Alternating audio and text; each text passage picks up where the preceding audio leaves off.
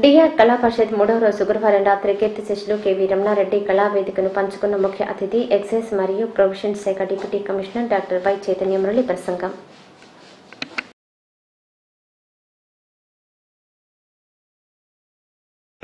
DR కళా పరిషత్ వారికి ఆహూతులకు ఉత్సవ నిర్వాహకులకు ముందుగా అభినందనలు తెలియజేసుకుంటా. అంటే ఆయన సుబ్రహ్మణ్యేశ్వరుడు వారి తండ్రి శివ ఈ యొక్క రుణం తీర్చుకున్నారు ఆయన ప్రధానంగా. ఇక అది వాళ్ళు ప్రత్యేకంగా చెప్పేది కాదు.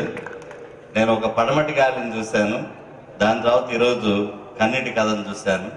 ఇవన్నీ కూడా మల్టీనేషనల్ కంపెనీలు ఏ విధంగా డ్రామాలు ఆడుతున్నాయి, ఆ డ్రామాని అంతటినీ మనకి నాటక రూపంలో చూపించారు. అసలు నీటి గురించే బుద్ధుడు మహాజ్ఞాని అయ్యాడు. అంటే ఒక వర్గం వాళ్ళు బుద్ధుడు ముసలి వాడిని చూసి చనిపోయిన వాడిని చూసి అట్లా వెళ్ళిపోయాడని చెప్పారు. అది నిజం కాదు. బుద్ధుడి తల్లి మాయాదేవి కొలియన్ రాజ్యం యొక్క ఆడపడుచు, శుద్ధోదనుడు అంటే ఆయన తండ్రి ఆ గణతంత్ర రాజ్యం ఒక సంవత్సరం నీళ్లు రాకపోతే అది పైన ఉంటుంది కొలియన్ రాజ్యం. నీళ్లు రాక వాళ్ళ మీద యుద్ధం చేయాలని చెప్పి తీర్మానిస్తే నీటి కోసం రక్తం ప్రవహించడం ఇష్టం లేక బుద్ధుడు దాన్ని వ్యతిరేకించాడు. దానికి పరిహారంగా మరణశిక్ష కాబట్టి బుద్ధుడు మహాజ్ఞాని కాబట్టి అప్పటికే ఆయన్ని దండించడం ఇష్టం లేక రాజ్యం విడిచిపోమన్నారు. అది అసలు కథ. దాన్ని ఒక పెద్ద నాటక రూపంలో ప్రపంచం అంతా ఒక వర్గం చూపించింది, మనం అంతా చూసాం ఇంతకాలం. అట్లాగే నీటిని అంటే బహుశా ఈరోజు దానికి అనుగుణంగా ఈ కన్నీటి కథ ప్రదర్శించుంటారు. మన సుబ్రహ్మణ్యేశ్వర రెడ్డి గారి ఆ కొలను నిర్మాణం ఉంది. చాలా అంటే నీటి కోసం యుద్ధాలు జరుగుతాయి, నీటి కోసం ఒక మహాజ్ఞాని వచ్చాడని చెప్పి మనందరం తెలుసుకోవాల్సిన అవకాశం ఉంది. నన్ను మొదటిసారిగా వాళ్ళు వచ్చి ఇట్లా నాటక పరిషత్తు నాటకాలంటే నేను ఒకటే విషయం చెప్పాను. అంటే డిఆర్ గారు అంటే నాకు చాలా గౌరవం. నేను కూడా కావల్లో చేశాను. మహాన్నతుడు, కొన్ని లక్షల మందికి విద్యాదానం చేశాడు. ఇన్ని వందల ఎకరాలను కనుక ఆయన ఆ రోజు రియల్ ఎస్టేట్గా మార్చుకుంటే బహుశా కొన్ని వేల కోట్లకు అధిపతి అయి ఉండేవాడు. అటన్నిటినీ కాలదనుకొని అంటే నిజ జీవితంలో కృష్ణుడు మహానాటకర్త. ఎందుకంటే 16,000 గోపికలతో రకరకాల నాటకాలు, 8 మంది భార్యలతో ఇంకో రకం నాటకం, దుర్యోధనుడితో ఒక నాటకం, అర్జునుడితో ఒక నాటకం. ఈ నాటకాలన్నింటినీ ప్రజలకి వర్తించే విధంగా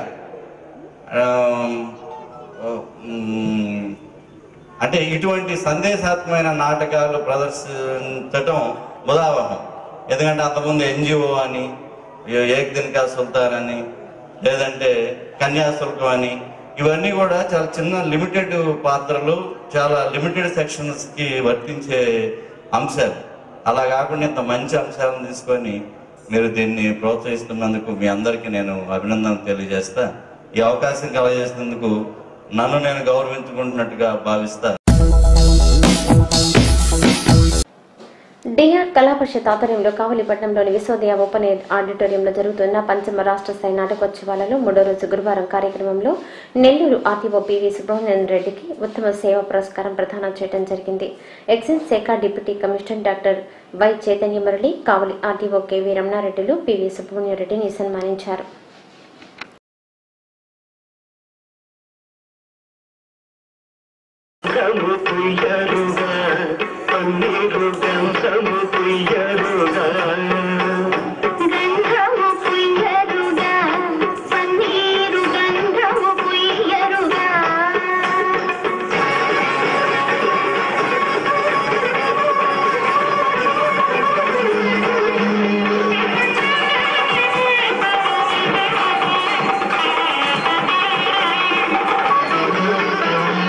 పూజలు చేయరుగా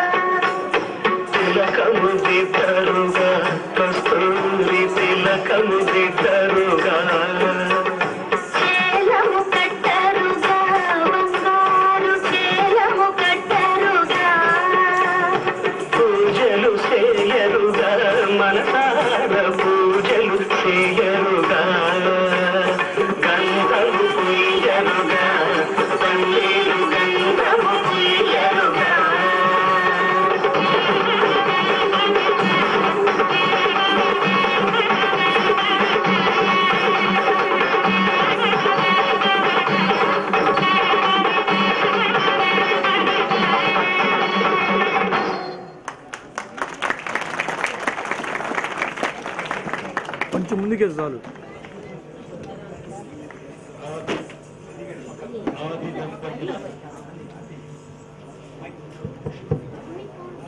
ఆది దంపతుల అనుగ్రహ పాత్రునికి,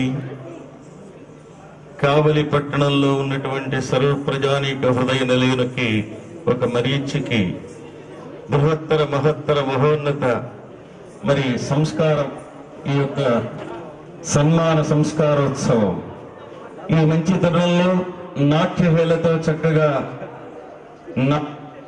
నాదబ్రహ్మ అయినటువంటి త్యాగరాజు వారి యొక్క కీర్తనతో చక్కటి సంబోధకర వాతావరణాన్ని అందజేశారు. వెనువెంటనే సశాస్త్రీయంగా మాన్యమూర్తులకు చక్కటి కళ్యాణ తిలకాన్ని దిద్దుతూ సుశోభితను చేస్తూ ఉన్నారు. కుంకుమం కాంతిదం దేహం స్నానేకం మేనాథః ప్రసన్నో భవ మే హరిః.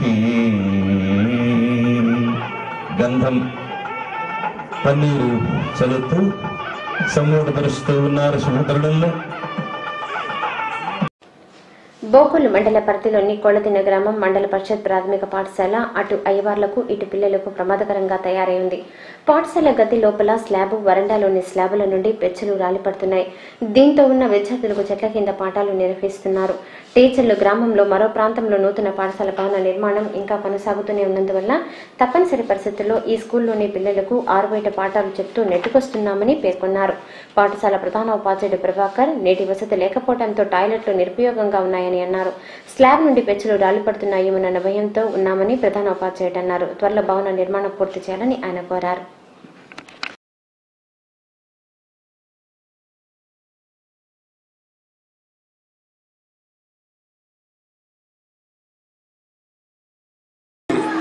ఉపాధ్యాయులు సార్ ఇద్దరు ప్రధాన 7 మంది పోయారు బయటికి. ఎందువల్ల సార్? 6 పోయారు. సమస్యలు ఏంటి సార్ ఈ స్కూల్ సమస్యలు లేవు. కొత్తబడి కట్టిస్తున్నారు, దరిదాపులో అయిపోవచ్చింది. ఇంకొక నెల పడుతుంది పెయింటింగ్ వెళ్ళడానికి. పెయింటింగు ఫ్లోర్ కొద్దిగా లాగాల మ్యాక్సిమం అయిపోయింది. పెయింటింగ్ వర్క్ అయిపోయింది. అయిపోతే అది క్యాన్సల్ అయిపోతుంది. ఇట్లాగ ఎన్ని సంవత్సరాల నుంచి ఇలాగ నడుపుతాను సార్? అది ఇది కట్టింది 1980లో కట్టారు సార్. ఇది 80లో కడితే 80 నుంచి ఒకసారి ఆల్రెడీ నేను దాన్ని ప్లాస్టిక్ వేసి చేయించా పైన కింద. అయినా సరే మళ్ళా సేమ్ ప్రాబ్లం ఊడిపోయింది. మళ్ళీ ఇంకోసారి వచ్చి ఆయన కూడా మళ్ళీ అట్నే కింద కొట్టేసి మళ్ళీ వేసాడు. అయినా సరే ఊడిపోతుంది. భయం కాదు, ఇది కూలిపడదు అనమాట. కూలిపడి ఇప్పుడు మన కొత్తపడి శాంక్షన్ అయింది, కట్టించడం అయిపోతుంది మొత్తం. నా ఐడియా ప్రకారం ఇంకొక నెల పడుతుంది దానికి పెయింటింగ్ వేయటం, కింద ఫ్లోరింగ్ లాగటం. ఫ్లోరింగ్ అంటే మొత్తం కాదు, బండి పోయేదానికి ర్యాంప్ ఊరికి. మండల కేంద్రమైన జల్లంకి గ్రామంలో సమస్యలు తిష్టవిసి ఉన్నాయి.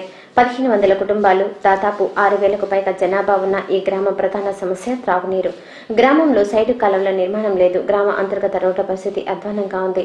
రోడ్లు అవటానికి సిమెంట్ రోడ్లైనా కొన్ని ప్రాంతాలలో మినహా పాడైపోయి ఉన్నాయి. కాలువల నిర్మాణం చేయకపోవడంతో మురుగునీరు రోడ్ల పక్కన కొన్ని ప్రాంతాల్లో రోడ్లపైన కూడా పారుతూ ఉండటం విశేషం.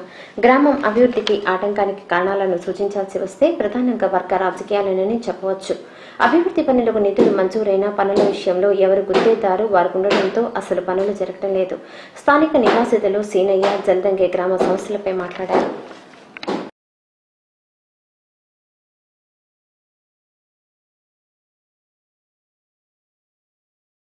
ఇబ్బందిగా ఉంది. మేము బిందులు ఎత్తుకొని తోట హోటల్లోకి అటు పోయి తెచ్చుకుంటున్నాం. ఈ రోడ్లు ఈ మురికి కాలువలో మాకు ఇబ్బందిగా ఉంది. ఈ బజార్లు బాగలేవు. ఈ మంచినీళ్ళకి చచ్చిపోతా శాలల్లోకి వెళ్ళిపోతున్నాం మేము. కానీ నాన్నకు అవసరపడుతున్నాం మేము. రోడ్లు మురికి కాలువలో మాకు ఎవరు పడిచిపోవటం లేదు, ఏ నాయకులు పడిచిపోవటం లేదు.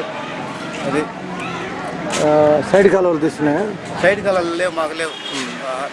వర్షాలు పడితే ఎలా ఉంటుంది పరిస్థితి? అన్నీ ఎక్కడ పెట్టిన మురికిలో దోమలు అన్నీ జబజబలాడుతూ ఉంటాయి. ఇంకేం సమస్యలు ఉన్నాయి? అయ్యే సంతలో మాకు మంచినీళ్ళు, ముఖ్యం మంచినీళ్ళు. మాకు చాలా పోయి మాటల దగ్గర పోయి తెచ్చుకుంటున్నాం. ఊళ్ళో ఎంతమంది ఉంటారు జనాభా? జనాభా లేదా